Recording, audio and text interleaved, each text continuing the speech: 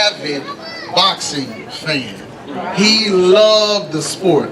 Anytime it would be on television, he would get up there and he'd pivot and let us, there's nobody there. I don't know who you're punching at, but go right ahead.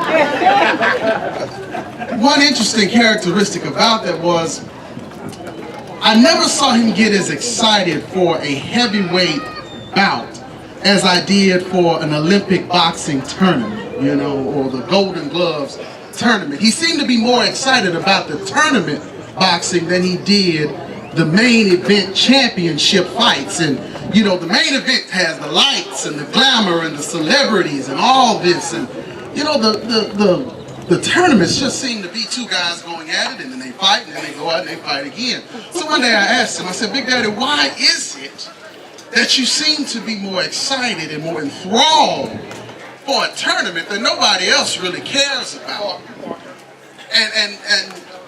And when the championship comes on, you're interested, but you don't light up. He said, well, I'll tell you why. Boxing is more of a science than anything, and it's more of a mental thing. And when you have a tournament, the mentality that it takes to win a fight and then prepare for another round is not taught. Okay, all right. Yeah, you're right. What he was saying is that even though you win certain fights, if you understand that you have another round to fight, your mentality is a little different. I want you to know, and I want to just instill in you one of the many lessons he instilled in me. No matter how many victories you win, there is another round to fight.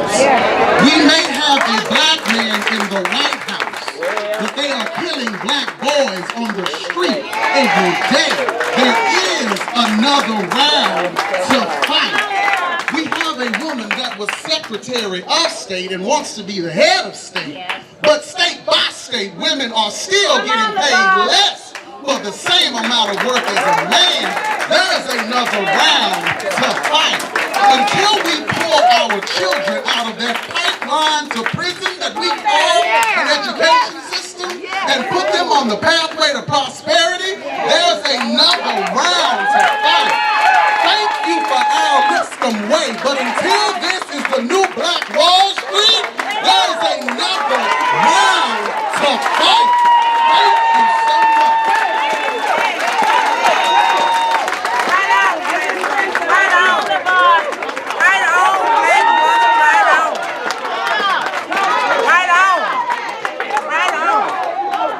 They don't make them like Big Daddy. For far too long, we have been concerned with personal progress. And we've left our communities behind. We no longer speak truth to power. I'm not going to speak it today. Go ahead. Because I'm a gentleman, so I'm going to be nice. But understand this, we have turned our activists into intellectuals. As opposed to getting out there and doing the work, we want to go to banquets and think tanks and seminars, and we want to participate in the persistent pontification of the perils of the populace, as opposed to getting out there and doing the work that needs to be done. We will go to these banquets, we will congratulate each other, we'll shake each other's hand, we'll pat each other on the back, oh, you're so great, you're so great. But here's the thing, when we walk out of those banquets and you see a homeless veteran sitting right there, you'll walk right by them. You get in your car and you'll drive past some gentlemen standing on the street. You know what you'll do, you'll lock your door, but you won't think, wow, opportunity's not there that will pull them out of that situation. Realize there's another round to fight. You'll say, well, you know what, I pulled myself up by my own bootstraps. Who the hell you think gave you boots? It was men and women like my grandfather who paved the way for us all. And if this generation isn't what you want it to be, And if the young people don't look like you think they ought to look, look at the way that was or was not paved for them. And who's responsible for that? My grandfather paved the way. I challenge you all to do the same. Each one, teach one, reach one, help one, do something. Because that is the Al Lipscomb way.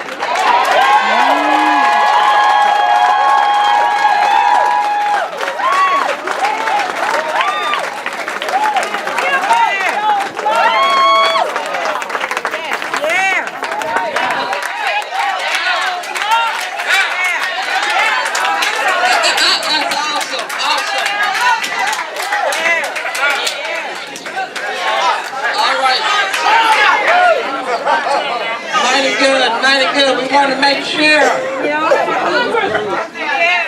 Mighty good. We thank you, my brother. Brother LaVar is awesome. We also have another awesome grandson, Albert Lewis Lipscomb III.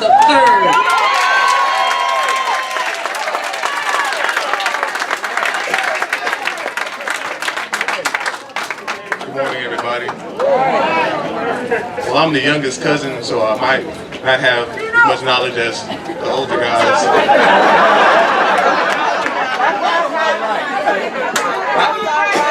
No disrespect. But thank you for coming out to celebrate this wondrous occasion of the street being named after my grandfather, Al Lipscomb. But I called him Big Daddy. First, I would like to say that my grandfather was a great man who has influenced me in so many ways. He has taught me to fight for what I believe in and stay on the right track. Yeah. He constantly reminded me to stay in school and earn an education so that I can one day have a bright future. Yeah. My Big Daddy taught me to be respectful to everybody because you never know who you can affect and influence with your actions. Yeah. My grandfather has taught me that being a loving family man is one of the most important things you can do, because family will always be there for you and always love you. Al Lipscomb was a man of God, faithfully attending St. Mark's Baptist Church. They called him Brother Al. He has taught me how to be a great man by demonstrating it every day. Years back, when he was still around, I used to go to his house on the weekends after church on Sunday to watch the football game. Man, he liked the Cowboys.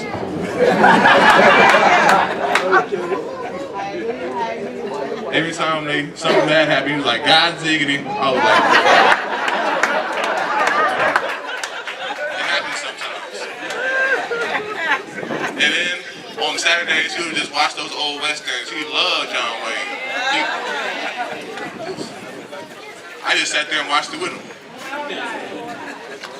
Also, when I was over there, he would always ask me if I'd eaten or had something to eat, and always offered me a bologna sandwich. It was always bologna, not turkey, not ham. He had so much of it. He had a lifetime supply.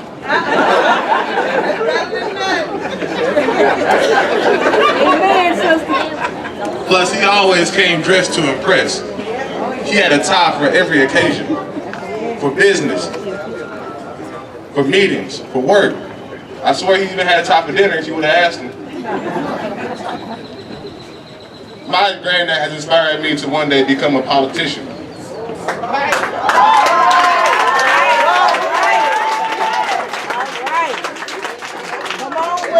I know I wasn't around for most of the changes he's made in the city, but I know I can go to the Fair Park with my friends instead of going on Negro Day.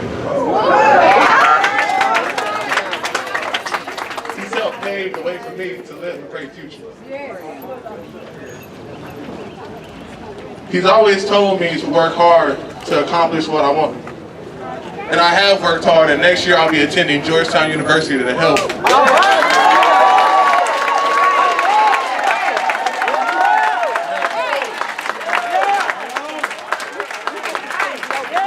Continue the legacy that Al Lipscomb left here on this great earth. Thank you for your time, and let us all live the Al Lipscomb way. Thank you.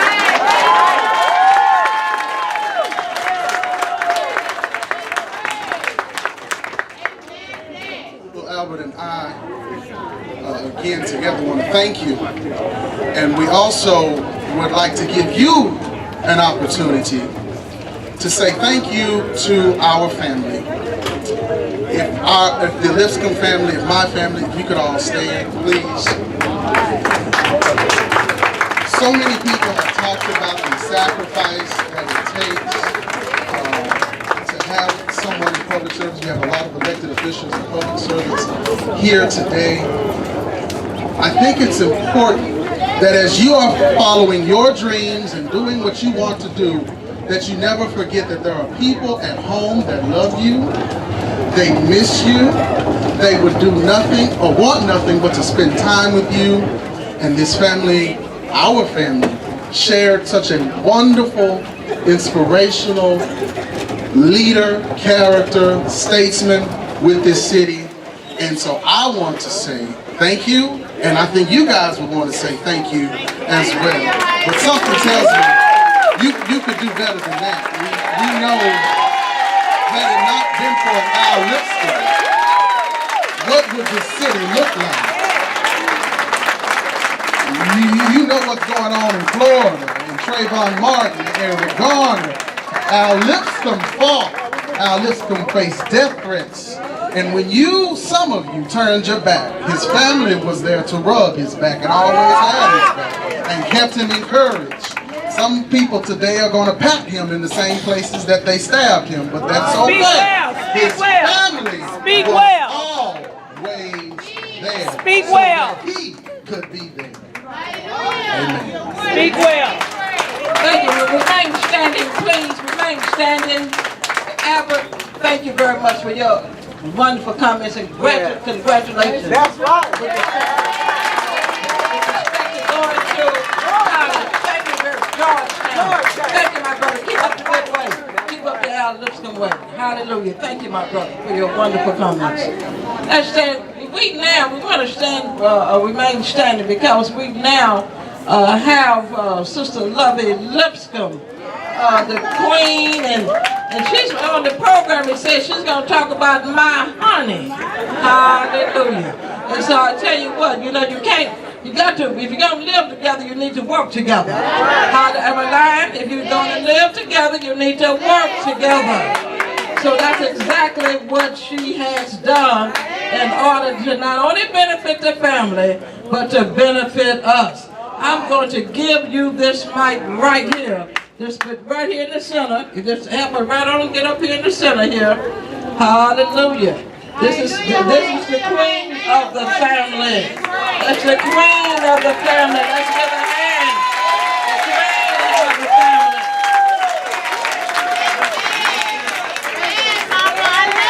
Okay, mighty good, mighty good. Thank you so very kindly. Let's try to sit down so everybody can see the queen of the family. All right. There you go.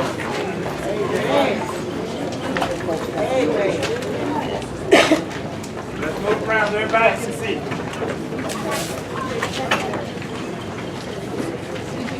Y'all wait, you can clear that out now. Let everybody see the queen. That's right.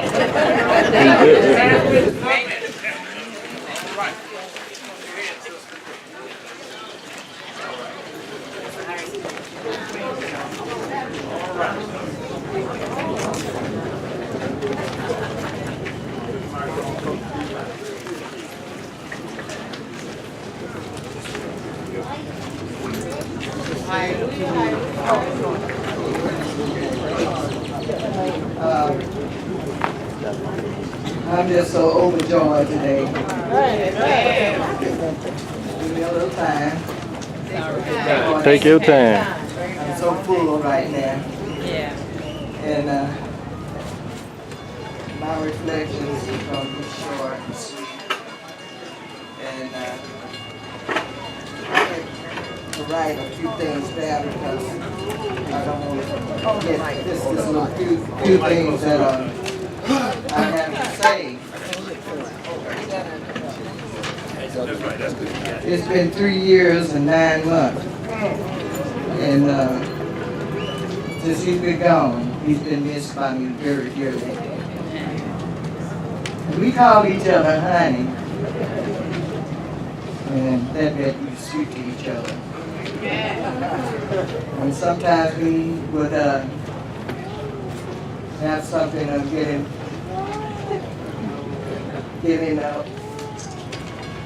mess up or do something, you know, like that. You want me to get him out of it. You call me sugar pie, honey.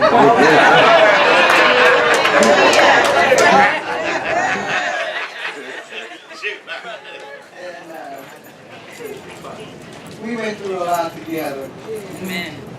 And our king told us about the bullets, you know, being shot through the thing. I take out those bullets every so often. I have them in the old medicine prescription bottle. Take out the things that we've been through. They all not only shot through South Dallas Information Center, but they all shot through our house. And things like that we had to endure. One night he was walking home from work. The bus stopped right on the corner. And instead of him crossing the street on the corner, now this is in a residential neighborhood, he goes down and walks across to the house and got arrested for jaywalking. And there's so many things and so many stories that we need to tell that we have to go through. And the main thing I want to leave with you all is just what everybody's saying. Try to keep doing it now Lipscomb's way. And I want to quote the scripture, a new commandment I give you, that ye love one another as I have loved you, that ye also love one another. I'd like to thank all of you for being here today, celebrating this occasion. I'd like to thank the committee, and I'd like to thank Sister Carolyn Davis, and especially Wayne Caraway, who left his father's bedside to see that this happened. And thank you all very much. And keep on loving one another and doing things.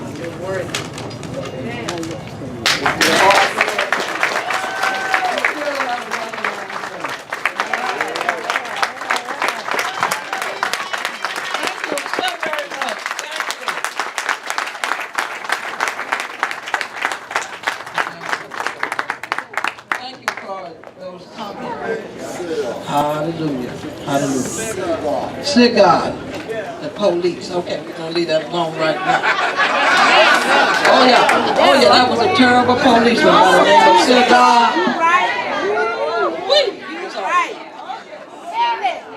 Mighty good.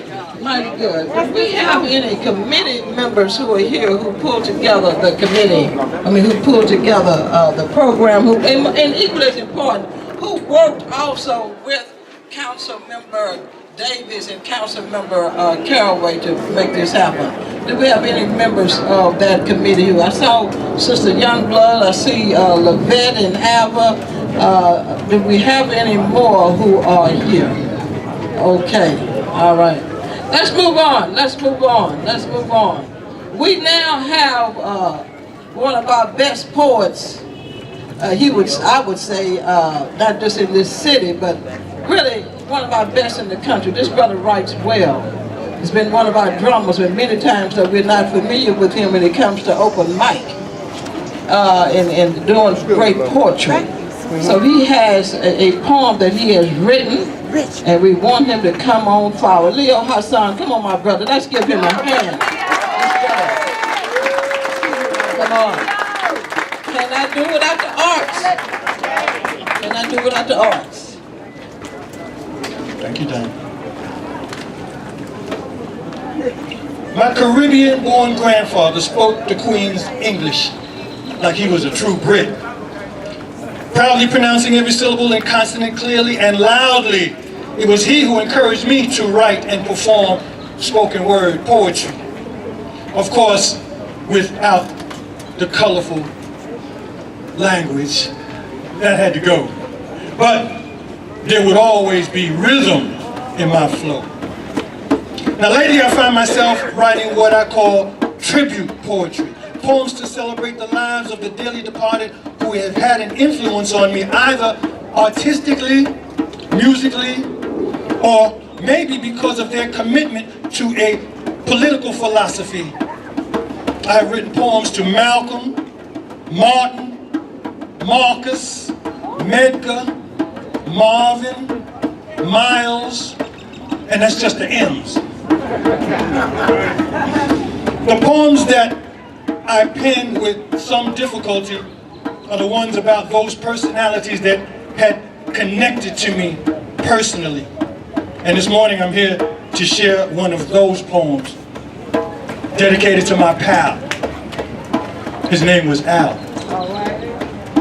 Those of us who still hold vivid memories of that period in time, sometimes referred to as the turbulent 60s, you will agree that this era was defined by the battle for civil rights legislation, songs and chants to energize the protest demonstrations, unfair housing, discrimination, education, segregation, inner city agitation, those unbelievable assassinations, church incinerations, retaliation from the NAACP strategically, Student Nonviolent Coordinating Committee, SCLC, the Panther Party, student militancy, violence broadcast nightly on network TV, Nixon, J. Edgar, Rockefeller to Reagan, coast to coast, looking at each other with a serious frown. We got to shut these radicals down.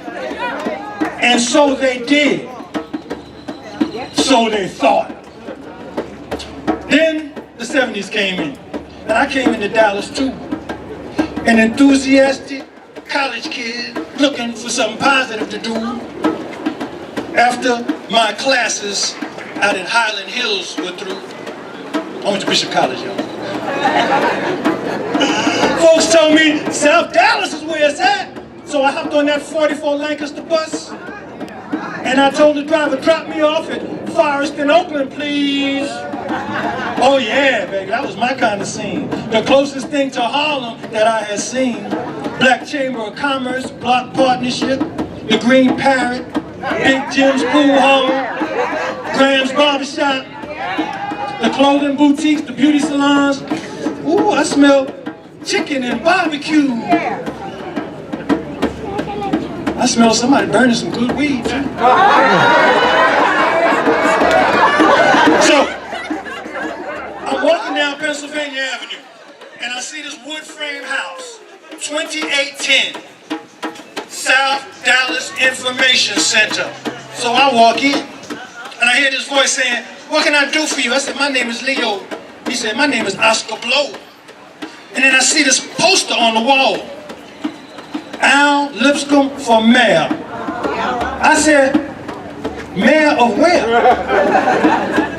He said, right here. I said, a black man running for mayor here? Oscar said, oh yeah. And just then, this man walks in. The same man on the poster. He heard what I had to say. He was tall like me.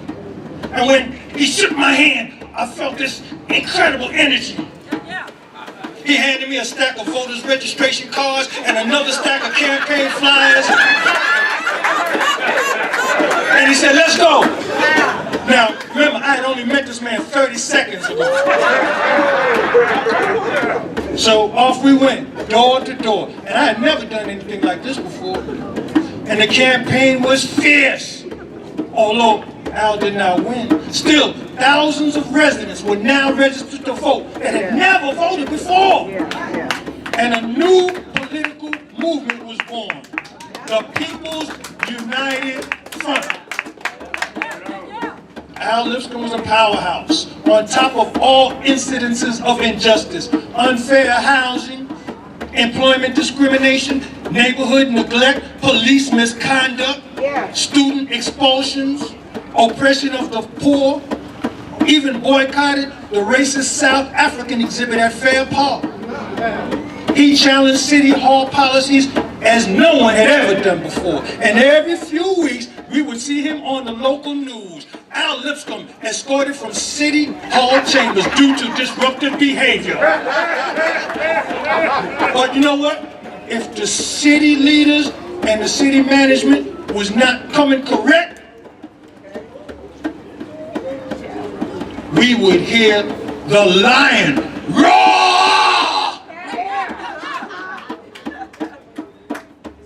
Al Lipscomb for city council. That was the new campaign that came into light.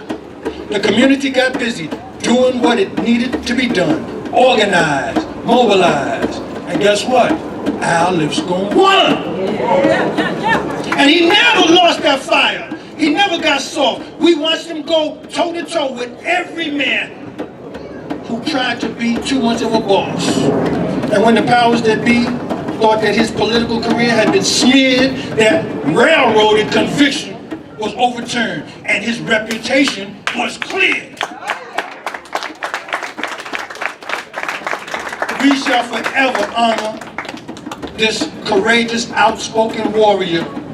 Teach the children of his legacy. Al Lipscomb, Brother Al, the Lip, the shining black prince of our Dallas community. Can I get an ashe?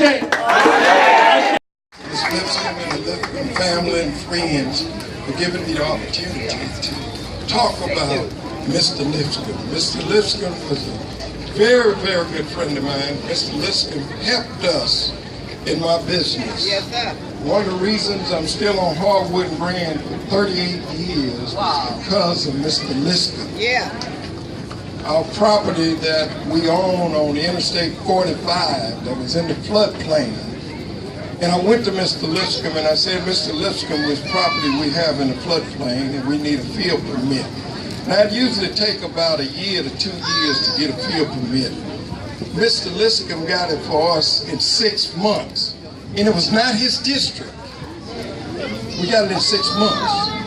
At Skyline Ranch, where we service 70,000 people a year, 5,000 kids free out of this community, all over the city of Dallas. Mr. Lipscomb helped us to get the zoning. It helped us to be able to grow at Skyline Ranch. Mr. Lipscomb did this. But back in 1990, our community, his community. And when you fight hard for your community, those who want to keep your community in the same condition, sometimes they will try to find something on you. They work hard to find something on you, and if they can't find something on you, they'll make up something. And this is what they did to this man that I'm talking about. And when they make up things on you, eventually, if they can get enough support behind it, they'll confine you. Well, you thought I was talking about Commissioner Price. Well, you thought I was talking about Mr. Lipscomb. No, I'm talking about Jesus. See, that's the footsteps that Mr. Lipscomb was walking in. See, you said, I thought you was a Muslim. I am. But I'm a Christian too. And I'm not confused. I thank Minister Farrakhan for teaching me that to be a good Muslim is to be a good Christian. I thank Mr. Lipscomb for teaching me that as a man who is trying to help the community in the spiritual realm, that you don't have to hate politicians. Because in him I found a good one. I love Pastor Holmes. This is my pastor right here. I don't care what anybody said. That's a spiritual warrior. The commissioner is a political warrior. I saw Miss Ranger somewhere. They fight hard in the educational realm. And it's going to take all of us working together to solve the problems of our community. I want to lift the scripture from Job as I get ready to take your seat.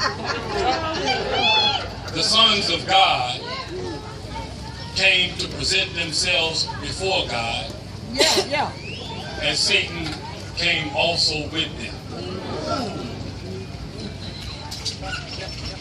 And, you know, as Minister Farrakhan explained the scripture, you know, I'm sure that when the sons of God walked up before God and God looked down and saw Satan and said, "What you doing here?" They looked around and said, "What?" Yeah. Because Satan is a deceiver. And the problem is some of the sons of God, and I'm talking about black leadership, they're walking with Satan and don't know. But an even bigger problem is that some of them are walking with Satan and know. See, I'm talking about the Lipscomb Way. I'm talking about a man who is unafraid. That's what we need in our black politicians today. Everything that I did as a young minister, and I'm still young. I was 26 when the minister put me here. I'm 48 years young now. Even when it was the coldest day in winter with snow all over the ground and they turned the gas off on the people at Prince Hall, I called Mr. Lipscomb and he always knew who to call. He would give me the phone number and say, "Call this person." And when I called him and I said his name, they respond right away. Anything that was ever going on in this city that we needed help with, we could count on Mr. Lipscomb. And the problem is that we got too many political and spiritual and educational leadership that's walking with Satan. They know they're walking with Satan, and they don't even care as long as Satan is willing to pay.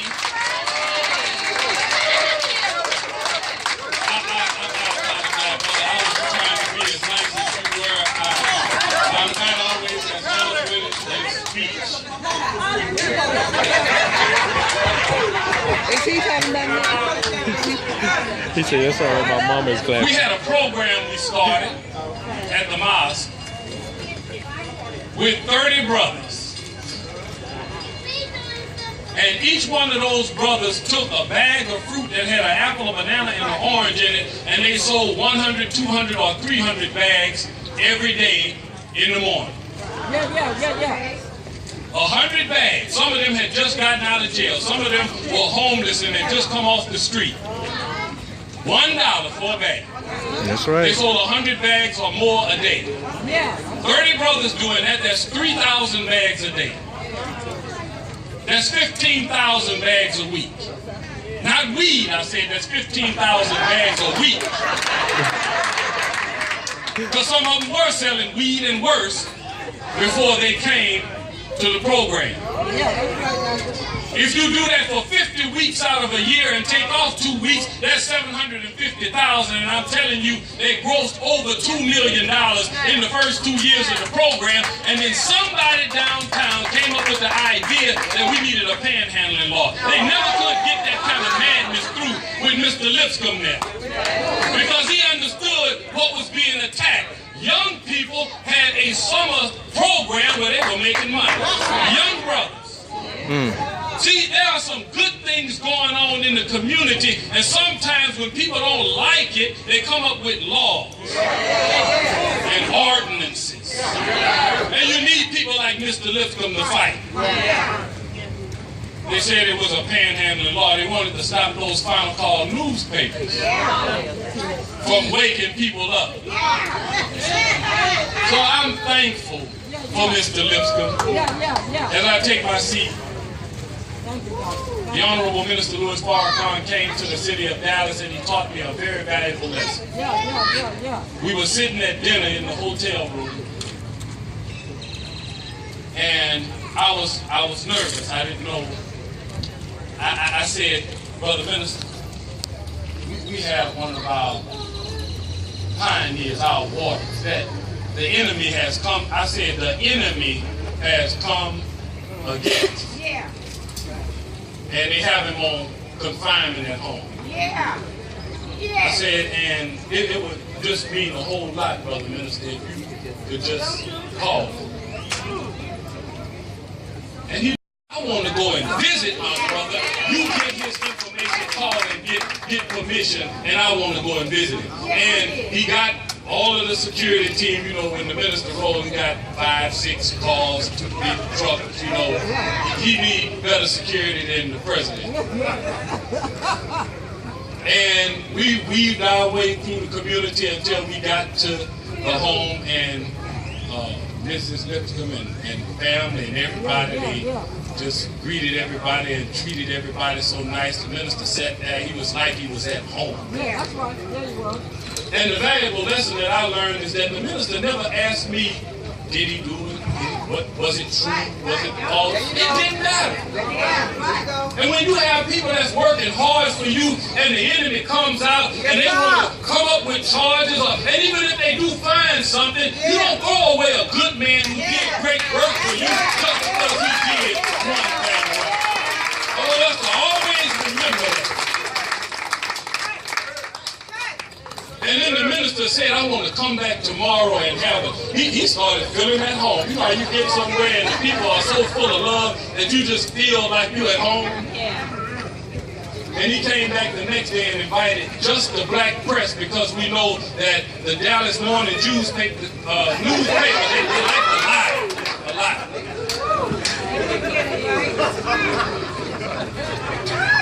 Farrakhan taught me to be a free man.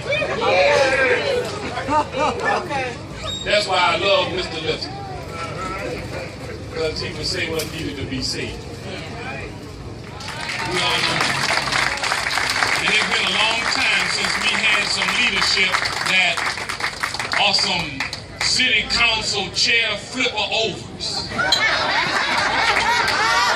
We always, you know, sometimes when people talk about being calm and more dignified in our approach to solving problems, what they're really saying is they're a cowardly sellout. And sometimes you gotta have people fighting for you who have real passion about our community. And when other people don't hear what they have to say, they flip a chair over, because sometimes that's the only way people hear what you say. So let's flip over some chairs, Black Dallas. Because I love being able to drive through my community in South Dallas and drive on Martin Luther King and Elsie Faye Higgins and Malcolm X Boulevard and J.B. Jackson. And now I can drive on Al Lipscomb Way. May Allah bless you. Assalamu alaikum. My name is Joan Smotzel. I lived in East Dallas for 20 years. When I moved to East Dallas, I found out the city was about to double-deck Central Expressway and was threatening to widen neighborhood streets to make it easier for people in Garland and Richardson to get downtown. Thankfully, because of Councilman Al Lipscomb, we had 8 single-member districts at the time, and East Dallas had its own council members. Double-decking and road widening was defeated. East Dallas neighborhoods survived because of single-member districts. Al Lipscomb stood up back in 1977 when the entire city council was elected at large. Mr. Lipscomb and others filed a lawsuit to force the city of Dallas to move toward single-member districts. That lawsuit went all the way to the Supreme Court, and Mr. Lipscomb won the day.